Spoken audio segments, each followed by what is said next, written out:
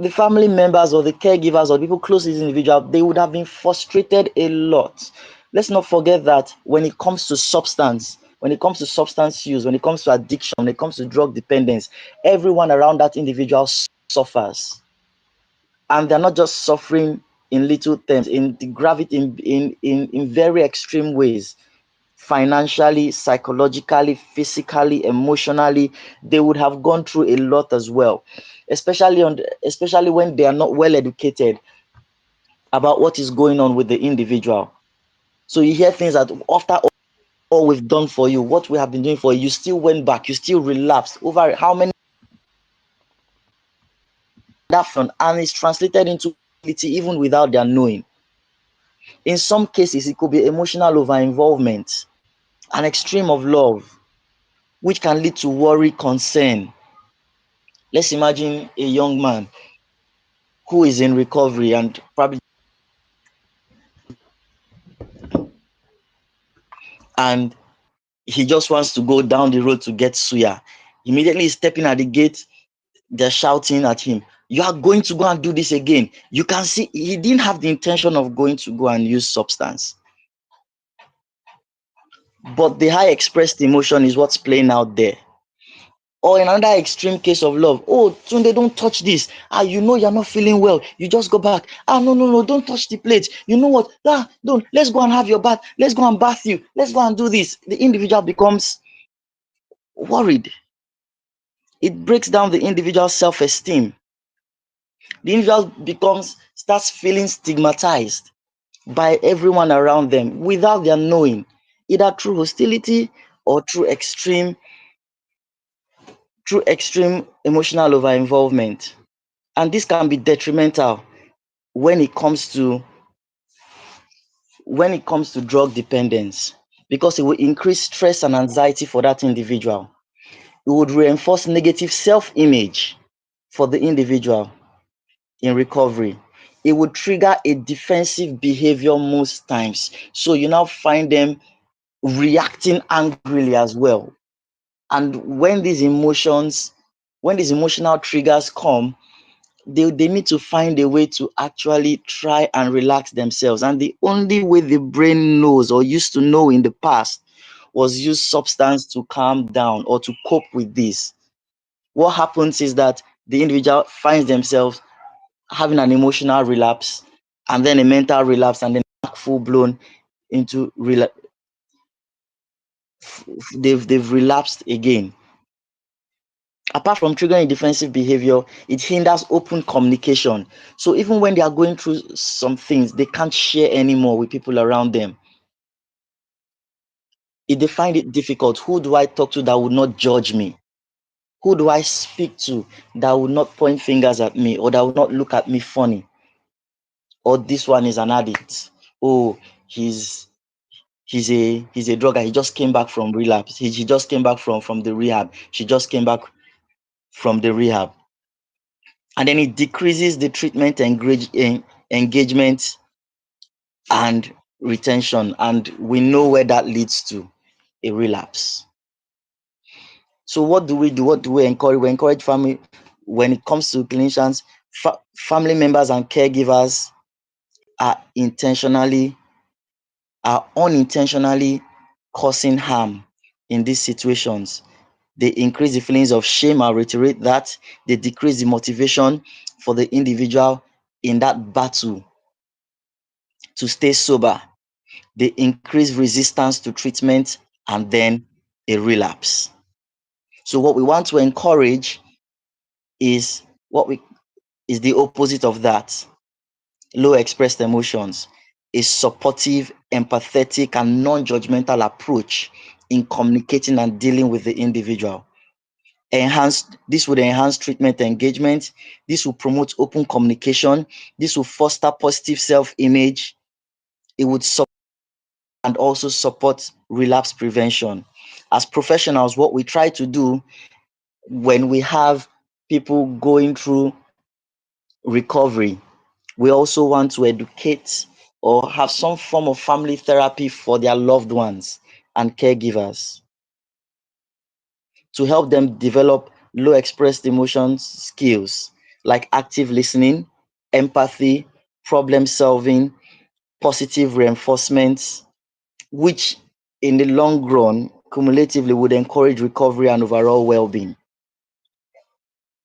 But collectively, as a people, collectively, beyond the family, and this comes down to all of us, how do we fight stigma for this group? How do we fight stigma? Education and awareness, like what we are doing now, it is very important and this is very commendable. Not just about stigma, but about the disease condition itself. Understanding addiction as a disease is very important and not just a behavioral challenge. Can't you just stop? We hear that a lot of time. Just stop your bad behavior, not understanding that this individual is actually going through a whole lot more than just a behavioral issue. It's actually a disease condition that has degenerated because of the substance use and has affected the brain. Empathy is very important and compassion. We need to support recovery with kindness. And it's very important. Show love. Embrace them because they're still human beings like everyone else, like everyone else. If someone had hypertension or had a stroke and was in treatment and is in recovery, how would we treat such a person? The same way. Personal stories. Let's be open to sharing our personal stories. Because why this is important is because when we mystify things, when we don't know about things, when it becomes a mystery, then it becomes a big challenge and we don't understand it. But when we're able to share personal experiences, we understand that it's not a myth. It can happen to anybody at any age, it can happen to everybody. So it does not make the individual negatively special. No, we're all individuals who can be prone to it. So sharing our personal experiences to humanize recovery is very, very important. And then advocacy for policy changes that promote inclusivity and support as a people, as a community, in our organizations, in our workplaces. This is very important. Other strategies to overcome stigma would mean the individual would seek supportive communities and networks, practice self-care and self-compassion, embrace embrace your story. It is very, very important you are able to embrace your story and share your story with others. That itself would help you fight self-stigmatization and increase your motivation. And you may even become a support system to some other people. And when you place yourself in that situation, what happens is that you are more motivated not to fail. So it also, apart from encouraging every other person, it also helps the individual to stay sober and stay in recovery. So it's important that we embrace our story and be able to share with others if given the opportunity. The power of community support groups cannot be overemphasized, and peer mentorship. And it's very, very important. Shared experiences and understanding, empowerment through connections, positive connections. So we carry each other along. A lot of work has been done when it comes to stigma, when in conditions like HIV, AIDS, and the likes, and we see how well how much work has been done in embracing it. The same can be brought in when it comes to substance dependence, when it comes to drug addiction. I would like to say that recovery is possible. The treatment options are there and resources are there for treatment. You have success stories and testimonials. We should not hide them. We should speak more about them. We should break the culture of silence. It is very important that we speak up because that is what will give people hope and encourage resilience in those who are struggling through recovery. It's a call to action. I would like to make a call to action here that let's work together to break down stigma. Let's support recovery with empathy and understanding. Let's create a safe and inclusive environment for healing. Recovery from drug dependence is possible. Stigma can be overcome with support and understanding. And my final words would be, let's break free from stigma and embrace hope. Thank you very much, everyone.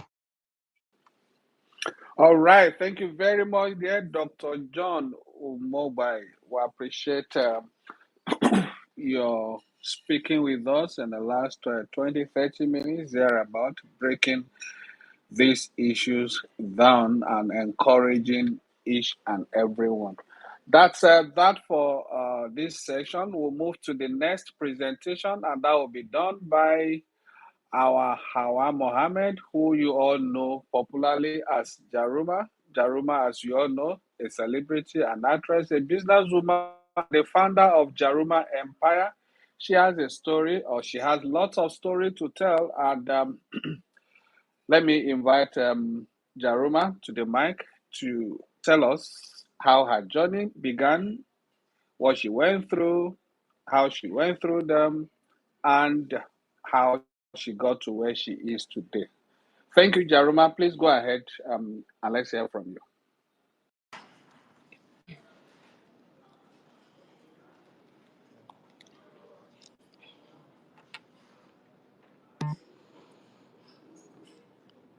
Hi everyone. Good afternoon. Good evening, everyone.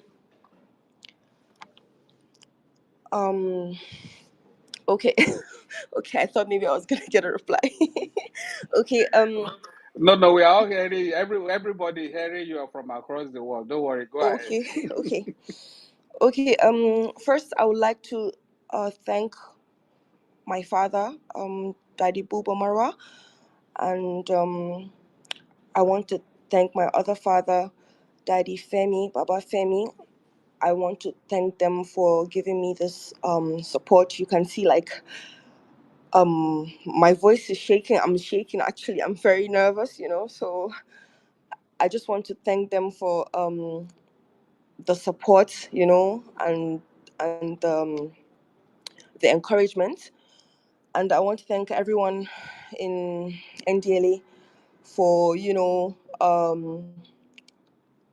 accepting me with open arms, accepting me warmly. um I do have a lot to say. I don't even know where to start from. So I'll just try to start somewhere. Actually, I I'm just a normal, I'm just a normal young lady, a normal Nigerian young lady from the north, a Muslim northerner. So I made a video once on YouTube talking about something. It was a plant, and I didn't know that it was going to make me. I didn't know the video was gonna go viral. I didn't know it was going to make me push me to become this Jaruma that everybody knows now. For me, I was just trying to, just have a job, just have like a normal income to like maintain myself, my life. I don't have to be like a liability or burden on anyone. I don't have to ask anyone for anything. But it came so big, it went so viral, it came so big, and I wasn't ready for that type of fame. I wasn't ready for that type of attention, and then I'm very young. A lot of people, when they see me, like, you're Jaruma, you're young. I was like, yes, I'm young, but your name is bigger than you. I say, yes, the name is actually bigger than the person. I'm really young. So obviously, being this young with that level of fame, that level of popularity, and the money that came with it, money comes with madness. Mad money comes with madness. It changes your life. It changes everything about you, especially when you're young. So I'm still young now. So just imagine how young I was in 2015, 2016, when the video went viral and I became very, very popular. So yeah, so being in the spotlight, popularity, fame, being young, um, I obviously made some mistakes. When people are trying to be a northern Muslim, when people are trying to like bring me down or something, I try to show them I'm hardcore. You can't stop me. I'm gonna do what I want to do. You can't do me shit. That thing comes with being young. So maybe I've made mistakes in the ways I like approach issues or the way I handle issues and stuff like that. So, but then this particular, will I say this particular phase of my life, it actually started. I knew about, yeah, of course, in secondary school, university, you'll have some classmates that are doing some things and stuff like that.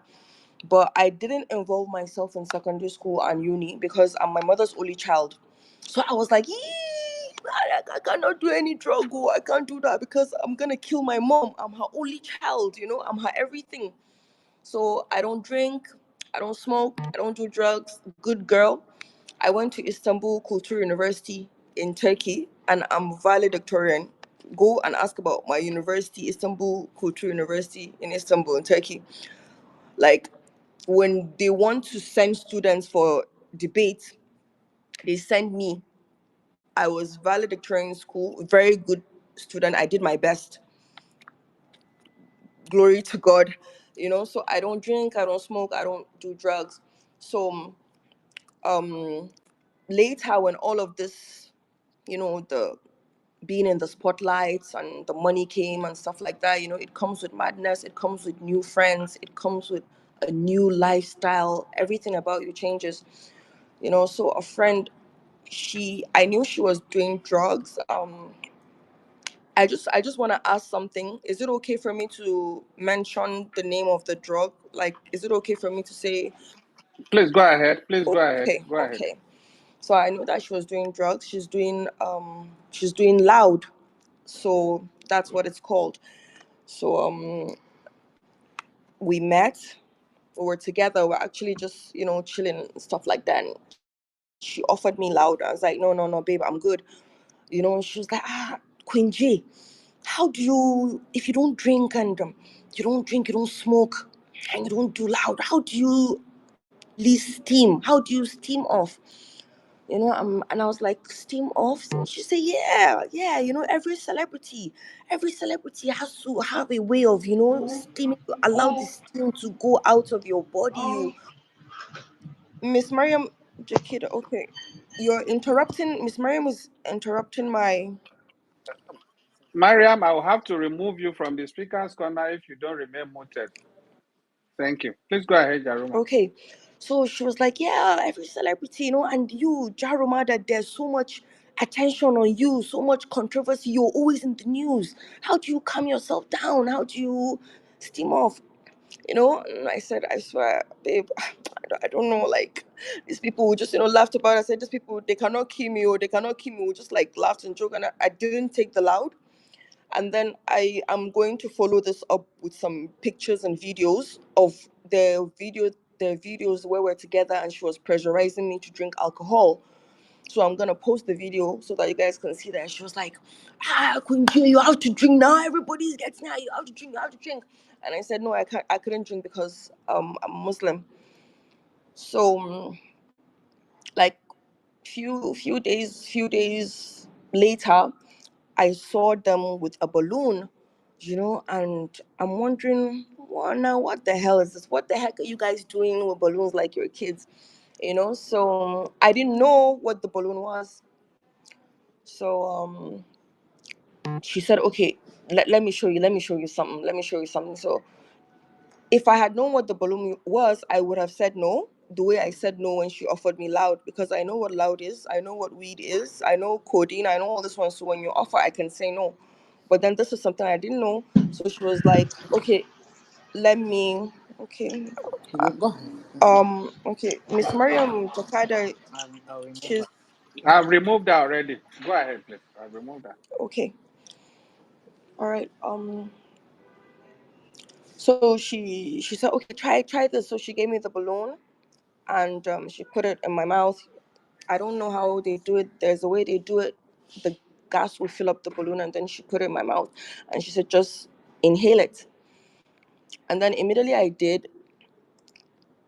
Like, one side of my brain just died, and I started drooling. Like, saliva just started, I was standing, and so I just kept on going, like, down to kneel, to kneel towards the floor, as in that's how what I inhaled had taken over my body and one side of my brain. And then I was drooling. I started drooling, and then I was on the floor, and then she was like, yeah, that's it, that's the first time effect, but after you do 1, 2, 3, 4, you're gonna get used to it, and then it's gonna be normal, and then you won't be drooling anymore when you do it. So after I came back, I just left because I was so upset. I was so mad that, I don't do loud, I don't do drugs, I don't do weed. You gave me alcohol I didn't take, and you still had to still do this to me. So I left, and I never spoke to her again. So this is just like the beginning. I'm telling you guys the beginning of my experience with this thing, and what being in the spotlight, how it comes with people, and how they can influence you positively or negatively. Because if I wasn't Jaruma, if I wasn't popular, if I wasn't huge, she wouldn't be rolling with me. She wouldn't be with me, So, and then when you're with people like that, that's what money comes with, especially when you're young. So I never spoke to her again. I was really, really mad. And I was bent on, I do not want to be initiated into any drug cycle. So, sorry, I just had to drink some water. So that was the beginning. That passed. I told you guys that story just so that you can understand how my life started changing I, once I was in the spotlight. So maybe months later, there was there was a lady. I don't know her. I've never met her. She just sent me a message on Instagram. She said, "Hello, Jaruma. My name is Dr. Anu. Um, I don't. I know you've seen my story. You've seen what happened. So Dr. Anu is a doctor. She does a plastic surgery for women in Nigeria. She makes your breast bigger and she makes your bum bigger. So she's a plastic surgeon. So I've never met her before, never spoken to her before. I don't know her. So she reached out to me on Instagram. So everything I'm telling you guys, I told you that I'll be backing it up I'll be posting everything for you to see. So I'll back this up with the conversation so that you guys will see how everything started from the beginning. So she reached out to me and she said, "Oh, Jeremiah, like, I don't know what to do. You've seen the story. Somebody died." So she went to go and do big bomb for someone, and the person died. And you people know how Nigeria is now. The attack came like mad. "You are a quack. You kill somebody. We were going to bring you down. I will show you. Show is the end of you. Ta ta ta ta ta ta ta ta." You know how Nigerian social media is. It's crazy. So she reached out to me. She said, "Jaruma, I don't know what I'm gonna do. This girl died, and I don't know how you do this.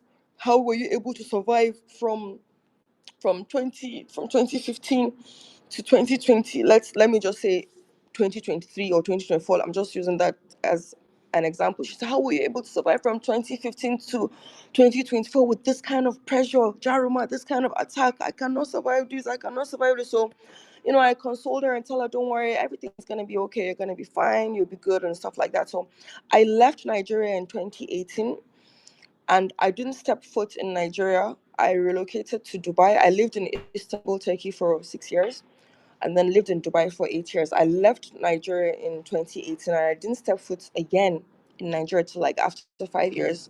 And I'm even actually like regretting like why I even stepped foot in Nigeria, because you know drugs are so easy to access here that it's easier to initiate a person here.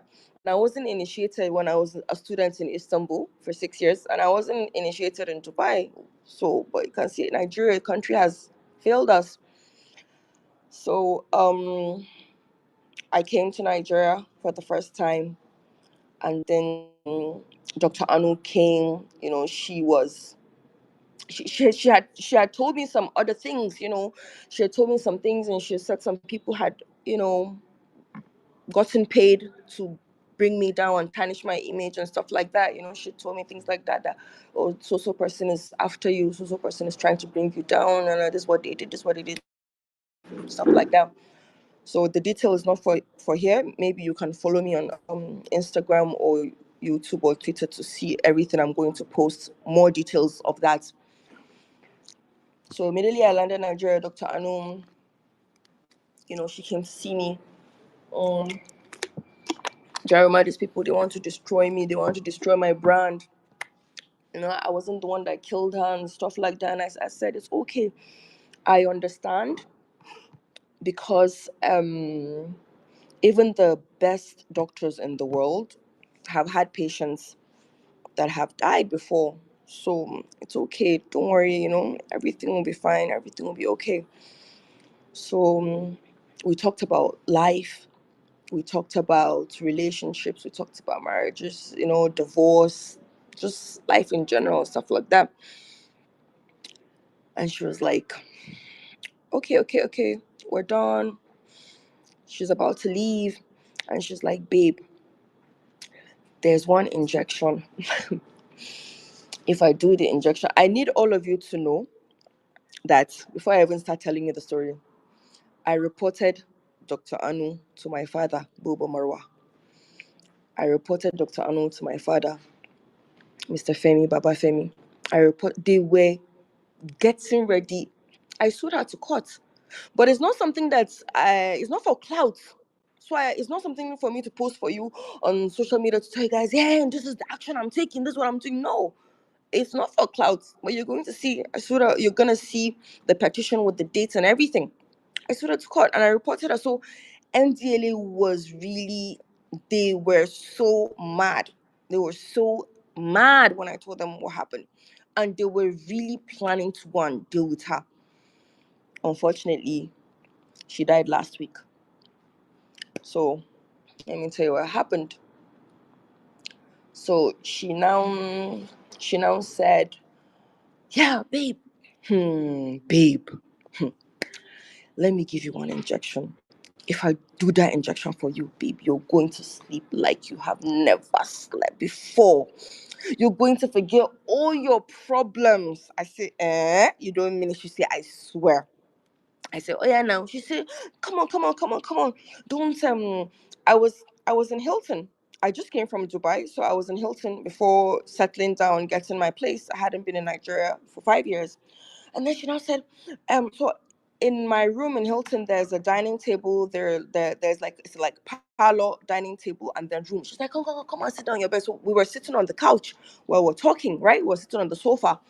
And then she said, come and sit down. Come and sit down on your bed. Come and sit down on your bed. So I sat down. She grabbed my arms. Like, I need to do another video for you guys. You guys need to see my face. You need to see my movements. You need to see my body. You need to see my hands. Like, you need a visual. You need a visual, not just audio. So she said, okay. So she grabbed my hand. She grabbed my arm, and then she did the injection. The moment she did it through my vein, the moment it touched my blood, I felt something from the back of my neck down to my shoulders. I just felt something like this.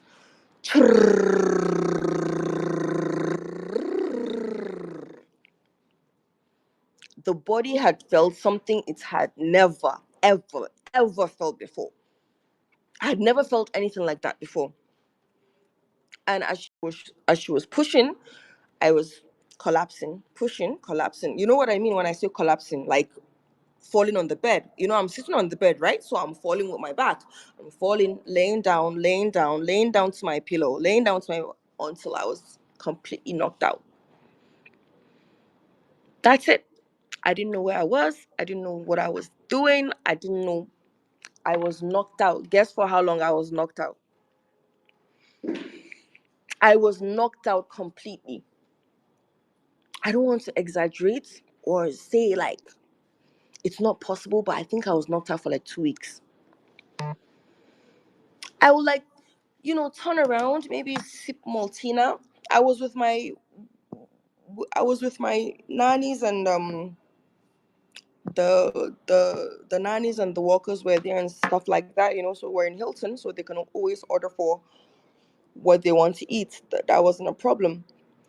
So like I can turn around and maybe sip some Maltina, maybe um a piece of bread, but I never physically got up from the bed to sit down or stand up. So I was knocked out for like 2 weeks. So later, after I got my,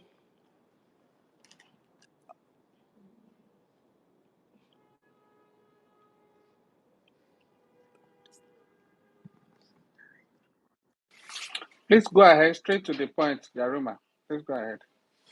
oh, okay, so after a while, when I woke up, my hand was swollen. She did it for me. My hand and my vein and my hand was swollen. So I was like, okay, let's. I'm in Nigeria now. Let me get to work. Checking the factory, checking everything, just everything. I've left for like 5 years, checking everything is fine and okay. So after like few weeks, something happened again. There was something happened. Like people, once you're in the spotlight, there's always something. There's always someone is always writing about you or talking about you. Someone has some. There's always something. Someone has something to say somewhere. So I called her. And I called her. I said, "Babe, how far now? Can I please have that sleeping injection?" And she said, "Yeah, sure, that's sure." And one pack was 60K. I bought. I think I paid 720K. I think I paid like 820K or 720K to her. So I'm going to back this up too with the proof of payments and everything on my platforms. So she would like send it to me, send the injections to me, or she'll come and do it for me herself. So initially, I got nurses. So there were nurses that would be injecting me every night to sleep and stuff like that. And then at a point, I one stopped working for me. So I had to start doing. So when I say one, I mean like one ampoule stopped working. So I started doing two ampoules. Two stopped working. I started doing three ampoules. Three stopped working. I started doing four ampoules. So I did five at once. And then that was when my body started jacking. Like I had epilepsy. And then foam was now coming out from my mouth. So I guess I did overdose with that five ampoules I did.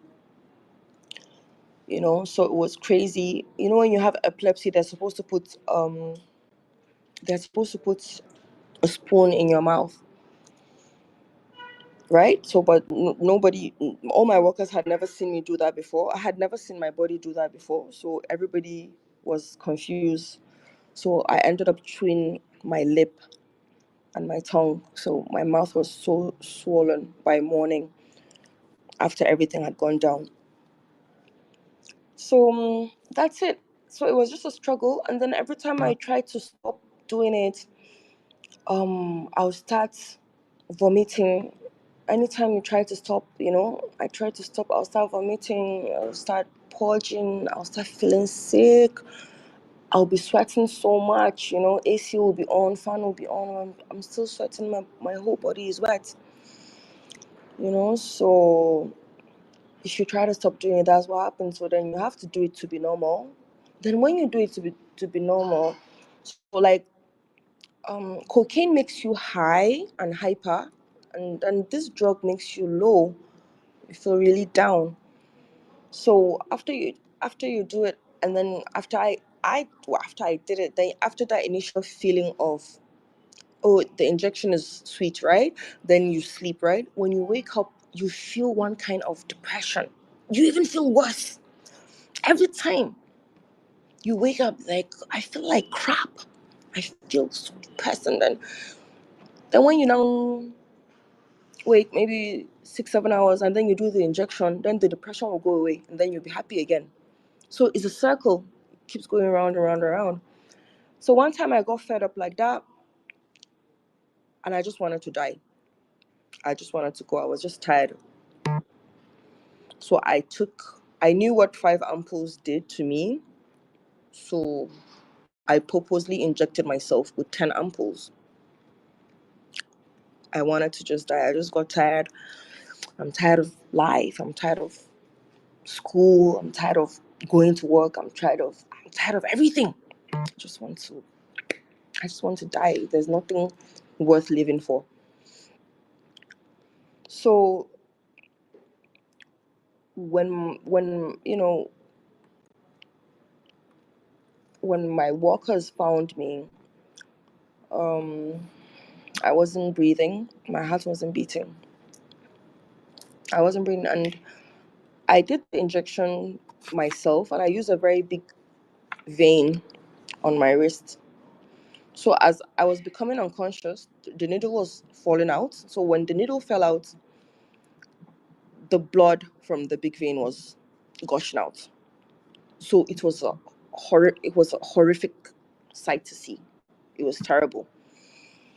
So my heart wasn't beating, I wasn't breathing, I wasn't moving at all.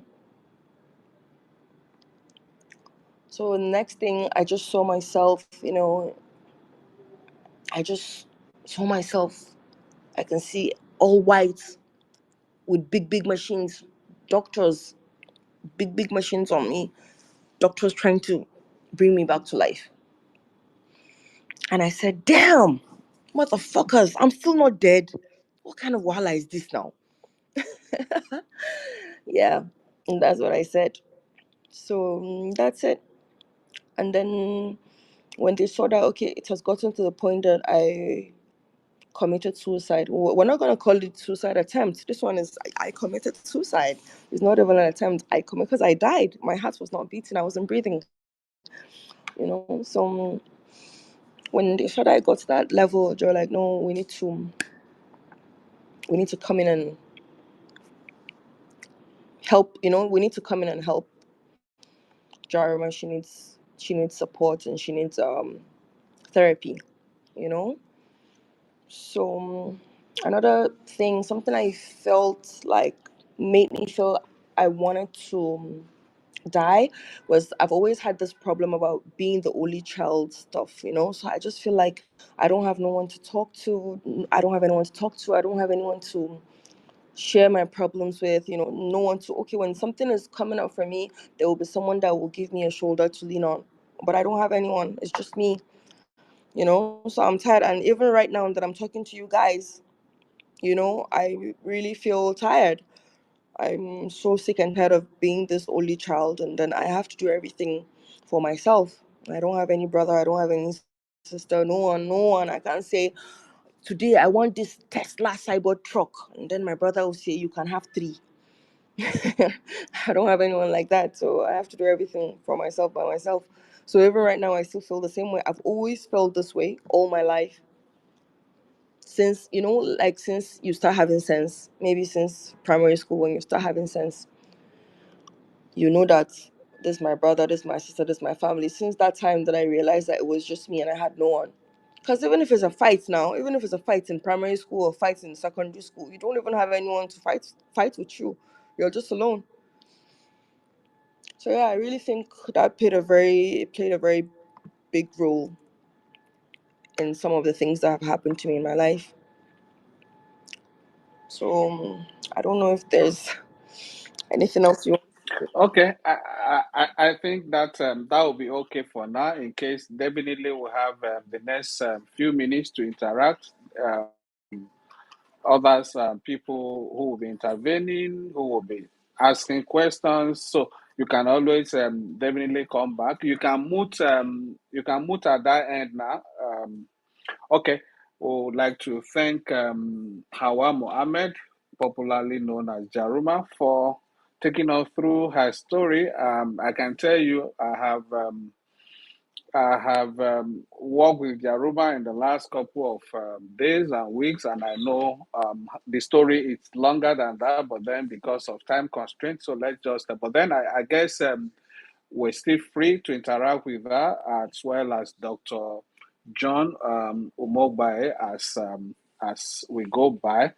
But first, let me quickly acknowledge some of our compatriots on this space. Once again, I'd like to appreciate Dr. John Umogbae for the time and his presentation. I also like to thank Jerome for coming up against all odds to tell her story, to own her story, and also to take the bold step of coming out with her story. And I believe a number of people would have gotten some inspiration from this. A number of people would have also learned a lot of lessons from her story. But before we open the floor for interaction, let me quickly appreciate and acknowledge some of our compatriots on this space. I'd like to appreciate Dr. Asiya Adamubiu. Thank you very much for joining us. Ajia Kemkem, thank you for being part of this conversation. Also have Tinido, that's also popularly called TK. TK is a medical practitioner, joins us from Maryland, US. Thank you, TK. We have Ibrahim Kuru. Ibrahim Kuru joins us from the Northeast. Thank you, Ibrahim Kuru. Iranshe Ledumare, Pascal Ewebu, Dr. Jordan Kolo. Dr. Jordan Kolo is a senior officer of the agency. Pharmacist Fasia, thank you for being part of the conversation today. We also have Arewa Poet. Thank you, Arewa Poet, for coming around. Dr. Molara. Dr. Molara is already well seated. She can't wait to intervene. Thank you, Michelle. Mohammed Bafo, Kalfuri, Bolawa Pelumi Solomon, Ogunjobi Afis, Friday Omoshola, Rebecca, Ponjo, Suleiman, AGN, that's Abduganil, Mazieze Oke, Doshi Baby, Omar Ungosi.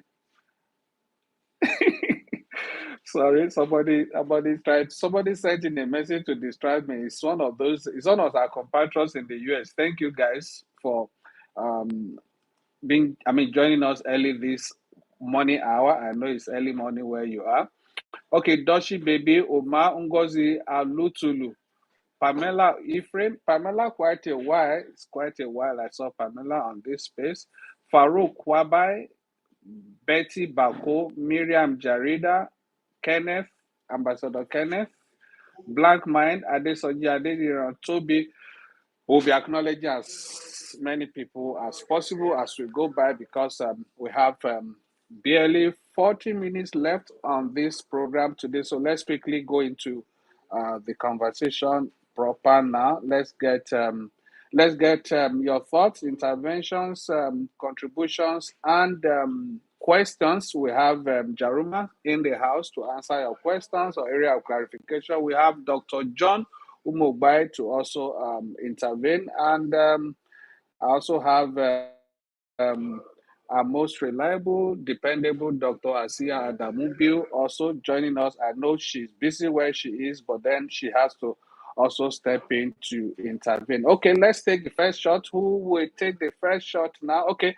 Apologies, everyone. I just have to give the space first to Dr. Asiya Adamubiu because I know she has a very choked schedule where she is, and for her to find the time to come on the space. Thank you very much, Dr. Asiya Adamubiu. Please go ahead. Thank you so much, Dr. Babafemi. Yes, I'm going to be very brief so I can return to what I'm doing. Thank you. Dr. John, well done. Very well elaborated. The issues of emotional relapse, judgmentalism, excessive love. I guess we lost Dr. Asiya's audio there. Well, Dr. Asiya, is anyone hearing her? No, we can't hear her from this end, We sir. can't hear. Okay, I guess. Okay, thank you. I guess Very it's our well. net. Okay, I was Dr. going to Asiya, go. start this talk by saying that you seem to have been regaining your power because the first word you used was, you are a normal Nigerian young lady. And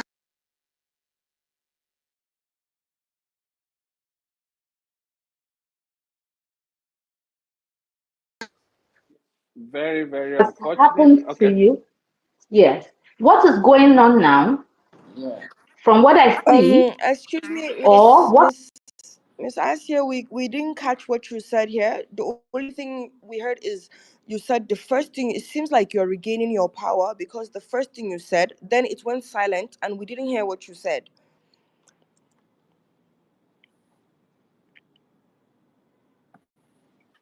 Okay, Dr. Asia, can you hear us? I guess she has an issue with her network there. Yeah, but Mr. Femi, did you hear what I said? Like after she said, Yeah, I got okay. you're the same thing. We are both yeah, we both didn't hear her. Mm. Okay. Let me move to the next person, I guess, when her Um, network is stable. she was saying something very, very important, and she has bad network. Maybe you can contact her and like, Yes, I may have to. Okay, I'll ask Francis to connect with her and use the other method so that she can speak. Francis, please go ahead. Try to connect Dr. Asia. But then let's go to the next intervention. Okay, let me get from Dr. Malara. Please, Dr. Malara, if you are ready, Yes, good afternoon, please go sir. Good ahead. afternoon, everyone.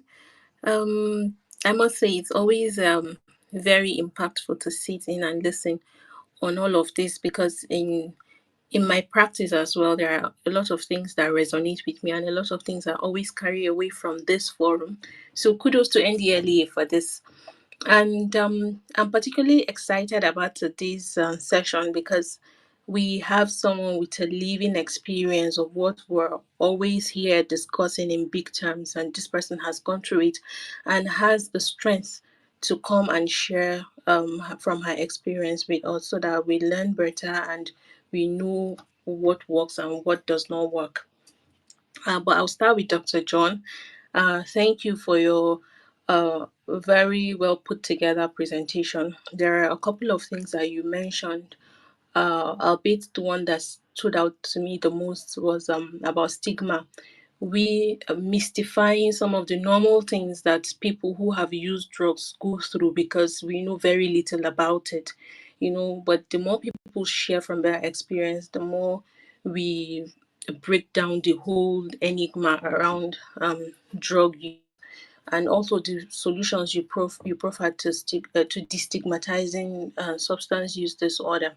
I think is impressive, and I think that we all have a role to play because we speak about it as if it's far fetched, but we practice this daily. So we need to imbibe this and then teach others how to destigmatize substance use disorder. Jaruma, you closely follow a celebrity online. Sometimes you feel you know a lot about them. So as she was speaking, I could relate to some of the things, like I could remember, oh, this time there that happened, this time that happened. But I must say I commend your strength because you already said you were heavily criticized, and then coming to speak about this, I hope that it brings you solace. I hope that it brings you peace, and I hope that the journey you started with. The network is not too good here, but I'll just round up by saying something quickly to Jaruma'S because of the last statement you made, that you still feel a bit disenfranchised in terms of your position in the family and in terms of the fact that you think you actually committed suicide. And when we hear the word suicide, we don't take it kindly. So what we will do is, I'm happy you are where you are at. I know you are regaining your strength, and I know that stigma is not necessarily the problem at this point because you have been able to come out, you have been able to speak to the situation, you have been able to to overcome the shame. You are not isolating yourself in any way. Your power is coming back. There's no toxic fear around you, as far as I can hear. But we will continue as I have been able to discuss with one, I think Dr. Babafemi, so that we'll get to the root of this and bring you completely, by God's grace, back to where you would like to be. I thank you for your strength. I thank you for speaking out, and I thank you for helping others with what you have come to share with us today. Well done, and keep at it. Thank you. Thank you very much, there, Dr. Thank you Atia so Damodu. much, We appreciate your Mama. Thank you intervention. so much. I'm so grateful. Thank you, thank you, thank you so much. I'm so, so grateful. All right, thank you, So I don't know if Jaruma. Let's, Dr. Molara, please go ahead and okay, I apologize for the interruption. So I was saying there's something Jaruma said about being an only child, and from childhood she knew that she was very aware of it and felt alone. And I currently have a client that's going through same, and I just want to say that if there is anyone out there that's an only child and feels alone in the world, like you're not alone. There are so many interactions you can make, very meaningful interactions. Man is naturally a social animal, so you would always look to interactions. I would say try and explore friendships. Try as much as possible to open yourself to being your siblings are not necessarily your best friends. People with a lot of siblings will tell you that. So try as much as possible to make meaningful relationships or create meaningful relationships with friends, with people you come across, so that you don't have that loneliness, because it's reoccurring and it's coming up more and more that people that do not have lots of siblings or that do not have any sibling at all have this feeling and they carry it along with them for a very long time. So well done to you, Jaruma, and I hope that this is just the beginning of your wellness, that you would carry it on through all aspects of yourself. Thank you, Dr. Babafemi. all right, thank you very much, there, Dr. Molara. Dr. Molara. Thank Okay, you. Jaruma, you want to say something to that? Okay. No, I just wanted to thank her, and then I also want to remind all of you that the way we used to know drugs, like only kids do drugs in secondary school and university, married women are now doing it. A lot of married women are now doing it. So I hope that now that I'm part of the team, after this is just the first step. We're going to put out more things. We're going to post more things, on all social media platforms, just so that people will know what's going on, and they'll know that there's help. There's help. You can come out of it, and you can get well. You can get well. All Yeah. right. All right. Thank you, there, Jaruma. Let's take the next intervention from Kenneth, Ambassador Kenneth. Please go ahead. I like to thank everyone on this platform, the management, the staff of the NDLA, Dr. Femi Baba Femi, because sir, we have to give you honorary PhD very soon to add doctor to your name, sir. I'd like to thank you for the opportunity and for the platform. Um, Jaruma, I like to say that your story is inspiring, and I'm so glad that the NDLA has created this platform that is bringing people together to network and to forge a way forward for a drug-free Nigeria. Today, I was opportune to be speaking with Ibrahim Kuru. We finished the program in Maiduguri concerning substance abuse prevention, and following the success of the program, he reached out to me saying, "What more can we do?" He was talking to me and my team today, saying, "What more can we do?" And we're talking about some skits that were developed in Hausa, some media skits that were developed in Hausa, and we had him see about 7 of them. And we also have a short film series that we developed in Kwara State, a short film and another 5-part film series. So I was telling him that I was going to approach Dr. Femi Babafemi to see how we can partner to disseminate this information so people can get this right information. I like the way that Jarama said that the drug addiction versus the formal team of the International Drug Day that share facts and save lives. When people are informed, they will probably most likely make informed decisions concerning substance abuse. So it's the ignorance that we need to challenge. And the training that we received at the UNODC program, the drug education program, that encourages us to go to the high schools and do evidence-based prevention programs. So I believe that there's a gap and God has raised individuals that have the passion. Maybe we need a little more training, and then they can create that platform to train us more development, so that our passion can be efficient passion that has international efficacy, so that we can do more. But I am here to say that, Jaruma, I'm proud of your story. I want to applaud your bravery for coming out, for even saying that you want to share facts concerning the case. I hope that in the future we can find ways to partner and work together. And I want to thank the NDLA again for this platform. Thank you so much. Thank you, sir. All right, thank you very much, Ambassador Ken. Jaruma, you want Ambassador Kenneth is offering you a partnership. I'm more than I hope you willing. are I'm more than ready. I'm ready. okay. Yeah, Okay, yeah, because that's good. Awesome. Mr. Kenneth, Thank there are you. a lot of details that I couldn't even say now because of time, So, but you just need to, I told you need to see visuals. Like I wish it was a video so that you can see what I'm talking about. So yes, I'm willing. I'm willing. I'm grateful for the partnership. I'm more than grateful. All right, thank you there. Let's take the next. Let's quickly come to Ibrahim Kuru. Ibrahim Kuru also has an awesome story, and today, by the grace of God, he's going places, advocating and preaching using his own story. I think Ibrahim would definitely have something to say. Ibrahim, please go ahead. I hope your network is fair where you are. Yes, good afternoon, everybody. Mr. Femi Barafemi, thank you again for putting me on this platform. I'm so glad I'm here. And Jaruma, it is so nice to finally meet you, the infamous Jaruma. And I'm a fan of you because you built an empire by yourself and you're a very good businesswoman. And it's unfortunate that you had to go through things you are going through right now. Myself, I was a drug user for over 20 years and I'm a suicide survivor. So, my advice for you is first of all, due to your social status, a lot more people like Dr. Anu are going to be around you. They are going to come to you, they are going to come for you. Things are going to be offered to you. Don't take your recovery lightly because it is so easy for you to get back into that life due to the fact that you're on the spotlight.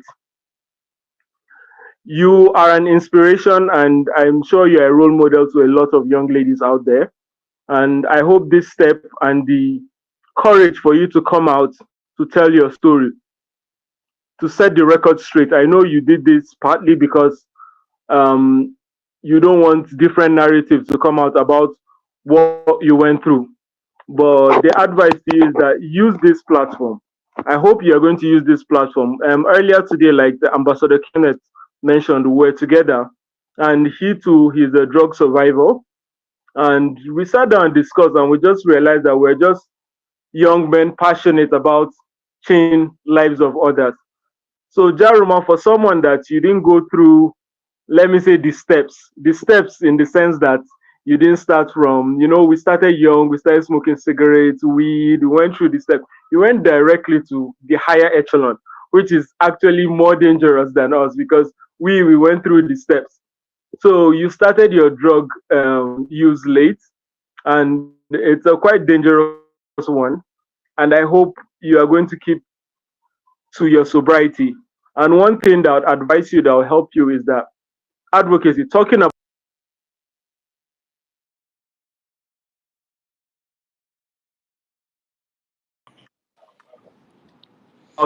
talking. Yeah, Mr. Ibrahim, can you repeat what you just said for the past 30 seconds? We lost you for 30 seconds. Ibrahim, yeah. Ibrahim, where you were going to advise Jaruma, that we went off. Please go ahead. Can you hear me? Yes, we can hear you now. Hello. Go ahead. Yes, we I can hear said you now, we Ibrahim. primary to secondary school, so we went through the steps till we got to cocaine and all that. Yeah, so till we got to cocaine and all that. So you just jumped the steps to something very strong. It's quite more dangerous than what we did. So my advice is to take your sobriety seriously. And one way that you can go through it is that you should be serious on this advocacy. You have a platform, you have large following. You can actually do something to change the world. I know you're already changing the world because your business employs a lot of people, but you can impact a lot of lives through this way because we're actually going through a drug pandemic in Nigeria. So that's my advice today. And like Ambassador Kenneth say, we are down for collaborations and whatever it is you bring at us, we are ready throughout your journey. Thank you very much.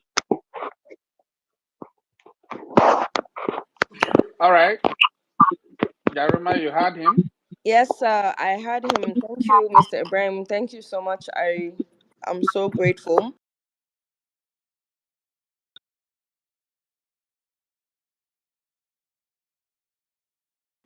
Like, appeal to more celebrities to come out and talk, because majority of celebrities are doing this, and that's why they call it steaming off. So with the pressure of fame and being team. So I wish NDLA would may come out and talk, because almost everyone is involved in one thing or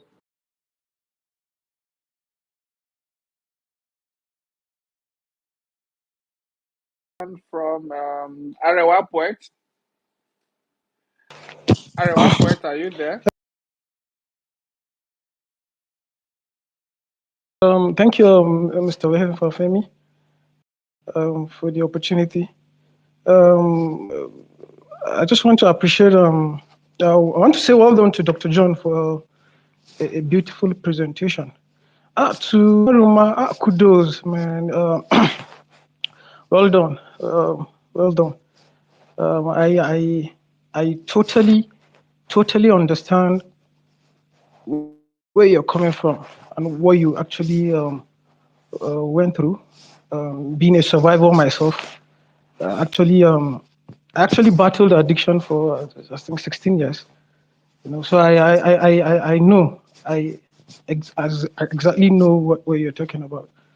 Um, I just want to say I think our focus should center towards drug demand reduction, advocacy on stigmatization. I think we should focus, we should pay attention to that. Everything, whatever platform you have, whatever platform you have, you should actually use it to actually advocate for drug demand reduction and stigmatization. We should actually concentrate on that, because we can actually stop drug trafficking and drug use. We can't stop it. So let's just tackle it from let's tackle it. Let's face it from head on. It's very important. I think being a writer, I'm a writer. I'm a writer. I'm a poet. I'm an author myself. I think one other place that I can actually relate to Jaruma was when she said, when you start making money, it comes with a lot of pressure. I actually understand that. Okay, I think we lost Arewa Poet there. Okay, Arewa Poet, can you hear me? Okay, we obviously lost him there. Okay, Jaruma wants to say something. Please go ahead if you want to say something. no, I was just trying to tell him that we lost him. So Okay, all right, thank you. Let's give the next opportunity to my officer there. That's Asma. Asma, quite a while. Asma, please go ahead. I knew you wouldn't ask to come to the speaker's corner if you have nothing to say. Asma, please go ahead. Okay, Mr. Femi, I'm always at the listening end to gain That's more why the knowledge. moment you asked for the mic today, I was sure that you have something to say. Thank Please you go so ahead. much. Good evening to our amiable director, Mr. Femi Babafemi, our guest speaker, Dr. John Omubai, and every other listener. To contribute and add to what Dr. Malara has said, I have this for Hawa Saidu, popularly known as Daddy, I don't Jaruma. know if you can hear her. We cannot hear her over here. Okay, I'm hearing her loud and clear. Okay, we Okay, I'll start all over Okay, again. okay. Yeah, Okay. please start over Good evening again. to amiable. Okay. Good evening to amiable director Dr. Femi Babafemi, our guest speaker Dr. John Omugbai, and every other listener out there. I have this for Hawa Saidu, popularly known as Jaruma, and to contribute to what Dr. Omalara has actually said and started. In all honesty, this may seem difficult for most people to do, but I must say that I am impressed by your bravery in coming out to tell us your story. Against all odds, you won the war, the drug battle. I want to believe your story will today forge a path, Hawa, for those in recovery and also serve as a point of reflection for those who have found themselves in similar situations. Well done, Hawa Saidu. You are an Amazon. This is what I call the drug war. I personally will state that you're an ambassador already. And to Dr. John Omugbai, thank you for an impactful and insightful lecture. Thank you so much. All right. Thank you very much there, Asma. Asma, smart and intelligent officer. Awesome from you. That's a good encouragement, a good one for Jaruma, and a good commendation also for Dr. John Umobai. Okay, let's take the next intervention. Like I'm running against time now. I still have a lot in our DM. Okay, maybe after this one, I'll have to go to our DM so that I can. I know quite others people on our Facebook page and our YouTube. Unfortunately, we just have to appreciate them and acknowledge them. We can't take about. I will still take time to read some of the questions in our DM for Dr. John and Jaruma to respond to. But quickly, let's take this one from Friday or more Shola. Friday, you have a question or contribution? Please go ahead. Yeah, good evening, everyone. I must commend NDLA and Miss Jaruma for this amazing conversation. My name is Friday Omoshola. I'm a journalist with Premium Times newspaper, Abuja. Miss Jaruma mentioned been trying to get justice for what Dr. Ayo did to her. So my first question was, were you able to get justice before she died? And secondly, to NDLA and Dr. John, we've seen a situation whereby a celebrity were often the one who influencing the young people go into drugs, contrary to what Ms. Jaruma said about being influenced because he was a celebrity. So, what are the mayor, NDLA, and other experts in this field are doing to address these issues of young people being influenced by a celebrity and the other way around, as Ms. Jaruma has said? Thank you. All right, thank you, Friday. Let's take the first reaction or response from Jaruma, then Dr. John, then possibly I would also cap that up. Jaruma, please go ahead. So when they found me, I wasn't breathing. I wasn't breathing. My heart wasn't beating. Right. So after they brought me back to life, it will take it will take some time for me to get well. Like therapy. So after getting better, that was when I sued her to court. We wrote a petition, so she knows we were on her trail. You know, so she knows that, okay, I was angry, I was mad, I was so upset. How could you do this to me? I don't drink, I don't smoke, I have a clean record. So I was so angry. I really, really wanted to get her, but unfortunately when she died, I just forgave her. I felt so sorry. I forgave her because she's dead now. She's dead. She just died last week. So she knew that, yes, I think they had summoned her from court and said there's a petition. And then now I told you I reported her to my father's daddy, Bubu Marwa, and daddy Femi. I reported and I said, so NDLA too, they were just, preparing, getting ready to go and get her. And then we just heard that she's gone. So that's it. That's what happened. But yeah. So I didn't get the justice like, okay, I'm gonna sue you for 7 billion naira. You're gonna give me, I wish it went down like that. But unfortunately it didn't. Yeah, she knew I wasn't happy. She knew when to court. I'll show you all the dates, the petition, the dates, time, everything, so that you can see it was long before she even died. But I had to get well first. I had to get back, to myself on my feet. I was like, okay, what do you want to do? Do you want to go after Dr. Anu, or do you want to let it go? And I decided I wanted to go after her because we're so sick and tired of doctors creating drug addicts. Doctors are the ones creating more drug addicts. Yeah.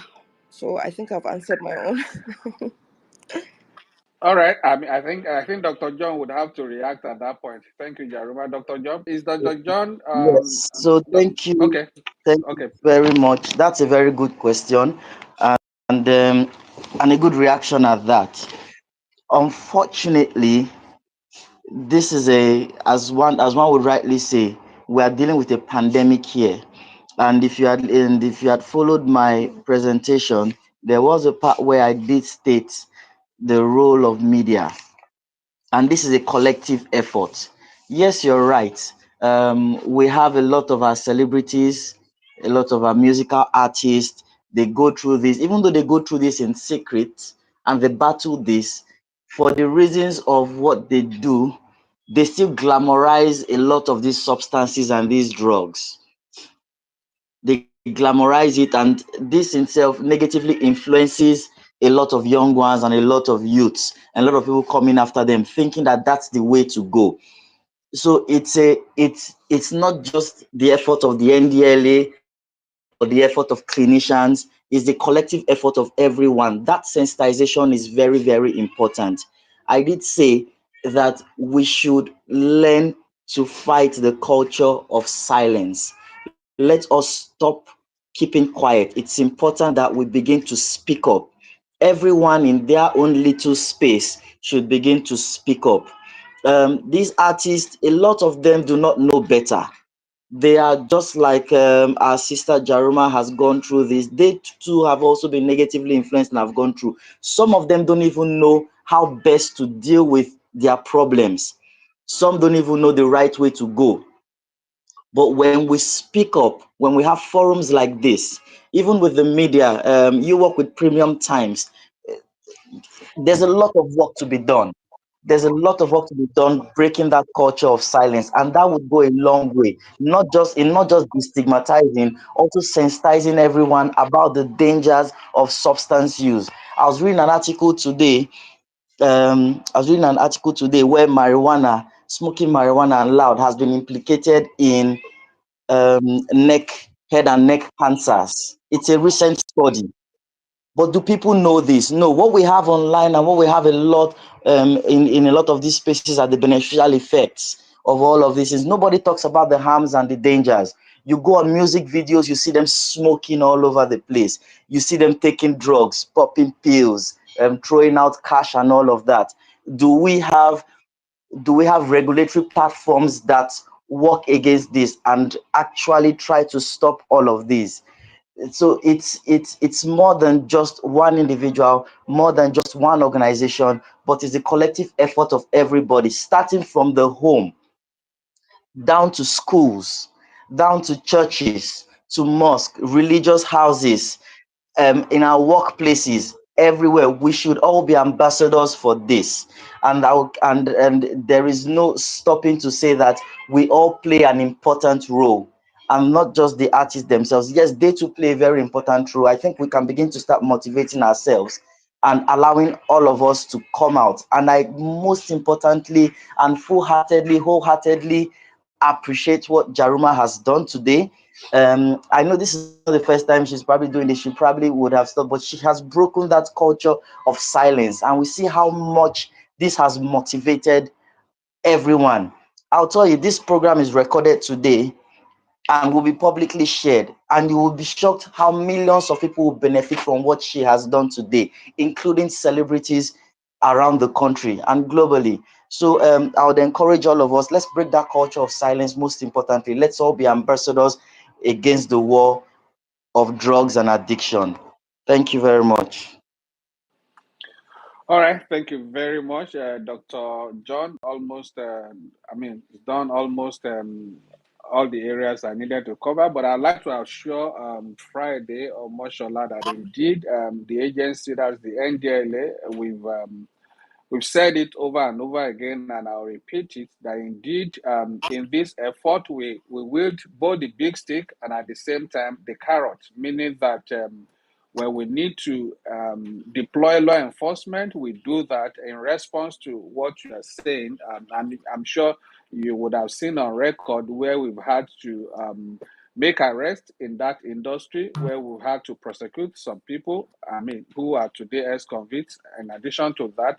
But then, far and above that, we also try to throw the carrot, deploy the carrot approach, that is getting them involved, collaborating with them, partnering with them, and that has led us to a relationship with the that's Nigeria Guild of Actors, Nollywood, the umbrella body for the Nollywood industry. We have a partnership and a relationship with the leadership of that organization, and they're always in touch with us, giving us information, updates, and while we also work with them to ensure that that industry is cleaned. In addition to that, we also it's an open secret that indeed we also have the same relationship with the Performing Musicians Association of Nigeria, that is PIMA. We've gone to meet them. They are relating. We are working together also in that industry, and that's different from the relationship, bilateral relationship with the individuals. We even also have a celebrity, drug-free celebrity free club in the agency work, that's like a civil society organization also, which also provides an umbrella for celebrities that are against substance abuse. So we have quite a lot of multi-layer platforms for to collaborate with them and to push the message against drug substance abuse within that industry. And just fortunately again, we have the Film and Video Censors Board recently also coming out to say that indeed they need to, I mean, our content creators will need to approach them for some approval before they push just any content out. That's also another good step in the right direction by trying to moderate some of the content that people push out, which really in some of these things they try to glamorize or glorify substance abuse. So, like Dr. John said, indeed, this is a collective thing. It's not just about General Buba Mara. It's not just about the NDLA. It's not just about even the president of Nigeria. It's about all of us. It's a collective thing. And that's why at the NDLA, we're deploying a whole of government and a whole of society approach to it. Thank you very much. So that I don't take, we have barely 10 minutes more. Before I come to you, I see Sister Ray. Sister Ray, you have a No, question no, sir. or a Sorry, please. contribution quickly? Excuse me, sir. Doctor. Okay, Jaruma, please go Yes, ahead. Doctor. Jaruma, go Doctor ahead. John. What you said about celebrities coming out to speak, everybody was waiting to see how Jaruma's own will turn. If Nigeria turns its back on me now, nobody will come out with their story again. Everybody will be like, you know, see Jaruma when she came out with her story, what happened? So please, now it depends on you guys. The way you guys treat me from now onwards, that's the way celebrities will feel. Okay, is this safe to talk about what we're going through, or is not safe? If Nigeria treats me good, then celebrities will speak. But if Nigeria treats me bad, and you show like I'm being stigmatized and um thrown away, then everybody is going to be afraid to actually come out with their story. Okay. That's a valid point there. Yes, Okay. just to add to that, Okay. Who? so sorry. Okay. I really appreciate what Jarima has just said. And I think the onus is on all of us to create a positive trend out of this very episode. And I think it's very important to do that. The positivity of this would go a long way in changing the narrative and encouraging other celebrities to actually speak up and be free to speak up or tell their stories in different ways and try to promote this. Also, the carrot is very important in seeing how we can actually encourage them and positively motivate them to do this. So, Jaruma, thank you very much for it. Very well. Thank you, Dr. John. Daruma, you can rest assured by the grace of God, nobody would come out stigmatizing you. I mean, that's why we had to bring somebody, Dr. John, to come and talk about stigmatization. That is addressing the fear of stigmatization in recovery. That's very key. We're very intentional and deliberate about that. Before you speak, we have to get a professional to speak, to talk on.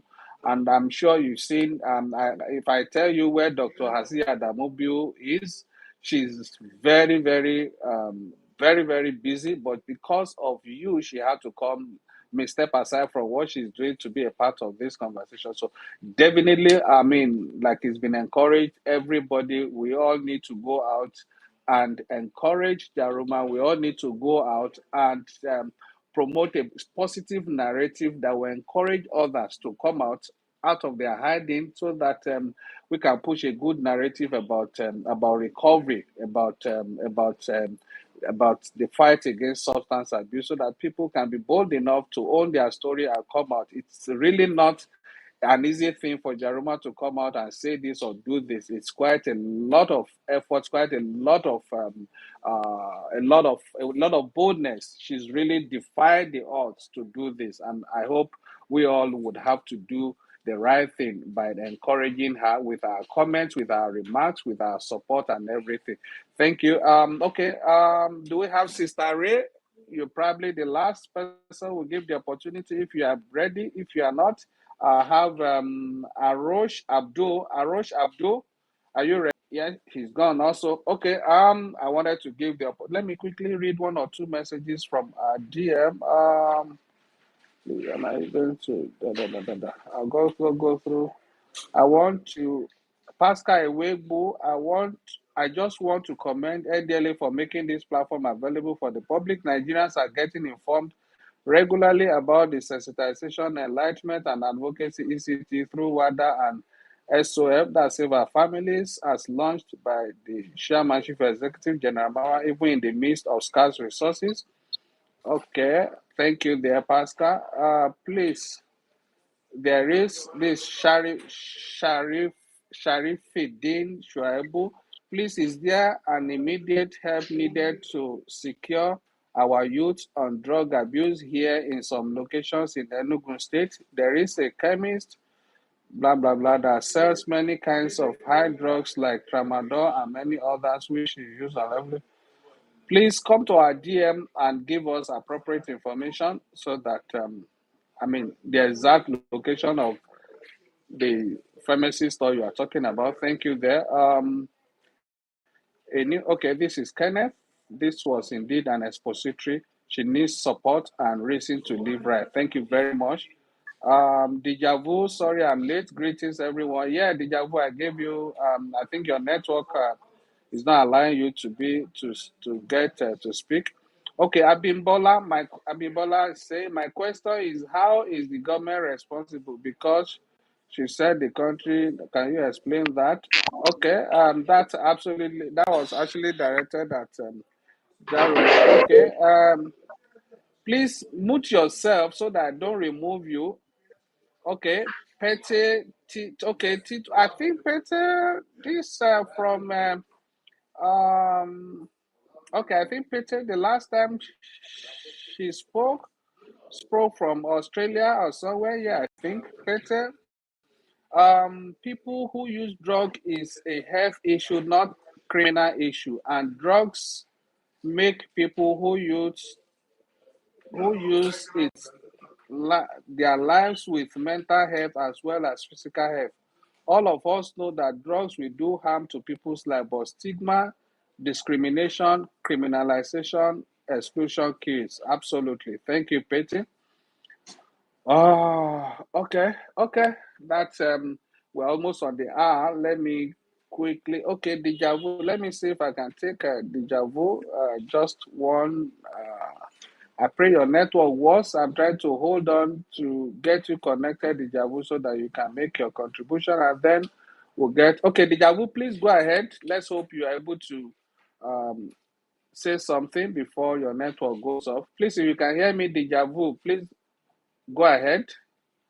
Otherwise, I'll just invite Dr. John and Jaruma to give their closing remarks. Okay, that's it. Let's get your closing remarks, Dr. John, and then we get from Jaruma. Please go ahead, Dr. John. Thank you very much, Mr. Femi, and everyone. As I would always say, the fight against substance and stigma against those in recovery is a collective effort. And I would encourage all of us to take this positive narrative out there. Be your own motivator, being your own influencer in your own little space, in your school, in your home, in your church, in your mosque, wherever you find yourself, in your office, anywhere. Speak up. Let's break the culture of silence. It all starts with that. And with that, we can demystify whatever it is that this has become, and we would begin to positively turn the narrative around. I would encourage every one of us to speak up at all times and then ensure that and know that there is help and there is positive professional help. Seek a professional, seek the advice of a professional, go in for help, go in for treatment. It's very, very important, and all will be well again. We would see the positivity in our society come back to life, and we would win this war. Thank you so much, everyone. All right, thank you very much, there, Dr. John Umobai. He's been with us in the last 2 hours, and he's done pretty and excellently well, making a very good presentation, and then joining the conversation to break things down and raise awareness. Thank you very much once again, Dr. John Umobai, for your time. For those who are seeking for support or partnership with Jaruma, please come to our DM. We would always clear with her and then link you up with her at the appropriate time. Thank you very much for that. Okay, let's get Jaruma, your closing remarks, please. Go ahead.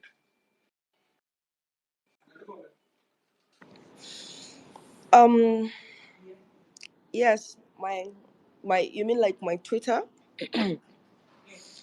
Yeah, everyone. No, just your closing remark. Just your closing remark. Don't worry. When they come to our DM to ask for your contact, we would always clear with you before we give them your contact. Just your closing remark. Please go ahead. Yeah, so I just want to remind everyone that um you see people on the screen and you think you know them, or you think you know everything about them, but you don't. People are going through so much. People are going through so much that you know nothing about, so it doesn't hurt to be kind. You need to be kind with your words and your actions and things you do, things you say. People are going through so much.